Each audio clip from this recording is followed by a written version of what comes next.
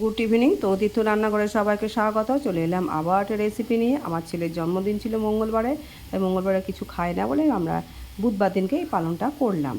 মানে cake take কাটা হয়ে গেছিলো অতি অবশ্যই। এবার রান্নাটা দেখায়, মাটন রান্না করব। এখানে আমার 350 মতো মাটন আছে। দিলাম 2 চামচ টক দই, আদা বাটা হাফ চামচের কম, জিরে ধনে গুঁড়ো, কাশ্মীর লঙ্কা গুঁড়ো, হলুদ, সর্ষের তেল একটু বেশি করে, আর জায়ফল, একটু জয়িত্রী। জায়ফলটাকে কুঁড়ে দিলে ভালো হয়, ছোটো আছে বলে সেই জন্য আমরা কুঁড়লাম না, ওর মধ্যে দিয়ে দিলাম।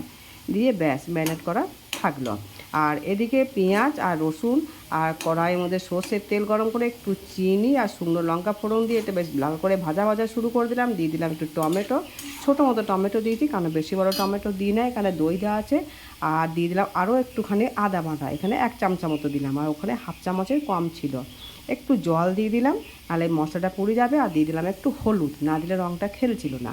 তারপরে বেশ কষাতে শুরু করুন। কষি কষি যখন তেলটা ছেড়ে যাবে তখন দিয়ে দেবেন ম্যারিনেট করাই মাংসটা। আর আমি দিয়ে দিলাম 2 বড় বড় রসুন।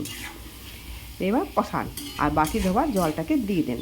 দিয়ে যখন তেলটা বেশ ভালোভাবে ছেড়ে দেবে, কষি কষি যখন একটা বেশ সুন্দর কালার চলে এলো, তখন পরিমাণ মতো জল দিয়ে দেন। আর ভেজে রাখা আলুটা যেটা ছিল সেটাকে ওর মধ্যে দিয়ে দেন। আমার আগে থেকে ভেজে রাখা আলুটা ছিল।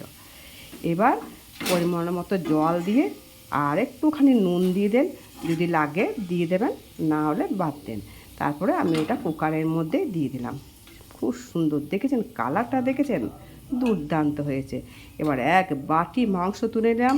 আর এদিকে পোলাও, তারপরে ছিল পটল ভাজা, উচ্ছে ভাজা, কিন্দুরি ভাজা আর বেগুনি, আর মুচমুচে করে আলু ভাজা দিয়ে আমার ছেলেকে দিয়ে দিলাম। কেমন হলো বলবেন, একটু লাইক কমেন্ট সাবস্ক্রাইব করে দেবেন। ভালো লাগলে প্লিজ একটু বলবেন। টাটা।